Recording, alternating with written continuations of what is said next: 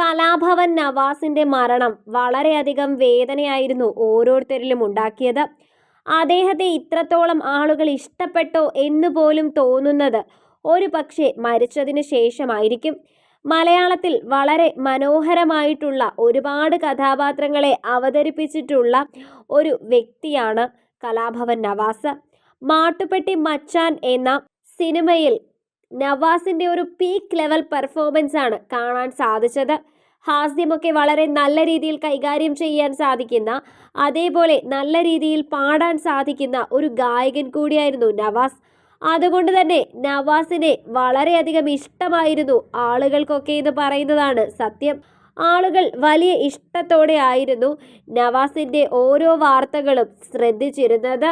ഇപ്പോഴിതാ നവാസിന്റെ വാർത്തകളൊക്കെ കേൾക്കുമ്പോൾ എന്താണ് പറയേണ്ടത് എന്നും ആളുകൾക്ക് അറിയില്ല. എല്ലാവരും പറയുന്നത് ഭാര്യ രഹനയ്ക്ക് ഈ വേദന സഹിക്കാനുള്ള കഴിവ് ഈശ്വരൻ നൽകട്ടെ എന്നാണ്. തൊട്ടു മുൻപുള്ള ഒരു അഭിമുഖത്തിൽ പോലും എനിക്ക് നവാസൊക്കെ ഇല്ലാതെ ജീവിക്കാൻ കഴിയില്ലെന്ന് രഹന പറഞ്ഞത് ശ്രദ്ധ നേടിയിരുന്നു. നവാസ് എപ്പോഴും മണ്ണിനെയും പ്രകൃതിയെയും ഒക്കെ സ്നേഹിച്ചിട്ടുള്ള കൂട്ടത്തിലായിരുന്നു. അതിന്റെ ഏറ്റവും വലിയ ഉദാഹരണമായിരുന്നു തൃശ്ശൂരിൽ ഉണ്ടായിരുന്ന ഒരു ആഡംബര ഭവനം വേണ്ട എന്ന് വച്ചതിനു ശേഷം ആലുവയിൽ ഒരു സ്വപ്നഭൂമി സ്വന്തമാക്കുന്നത്. 80 സെന്റിൽ ഉണ്ടാക്കിയ വീട് മണ്ണുകൊണ്ടുള്ളതായിരുന്നു.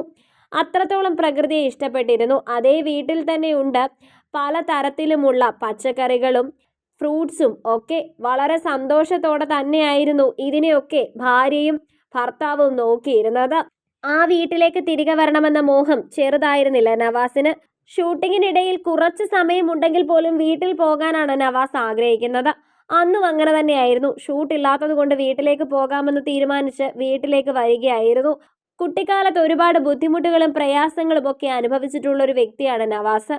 അതുകൊണ്ട് തന്നെയാണ് നവാസിന് എപ്പോഴും പഴമയോടും വളരെയധികം ഇഷ്ടം തോന്നുന്നത്. വലിയ ഇഷ്ടത്തോടെയാണ് നവാസ് എപ്പോഴും ഇത്തരം കാര്യങ്ങളെയൊക്കെ സമീപിക്കാറുള്ളത്.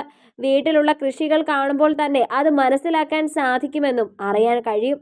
അതേപോലെ വീട്ടിലുള്ള എല്ലാവരുടെയും ഇടയിൽ അങ്ങേയറ്റം വളരെ മനോഹരമായി ഇടപെടുന്ന ഒരു വ്യക്തി കൂടിയായിരുന്നു നവാസ്. നവാസിന്റെ മരണം ആർക്കും ഇതുവരെയും അംഗീകരിക്കാൻ സാധിച്ചിട്ടില്ല.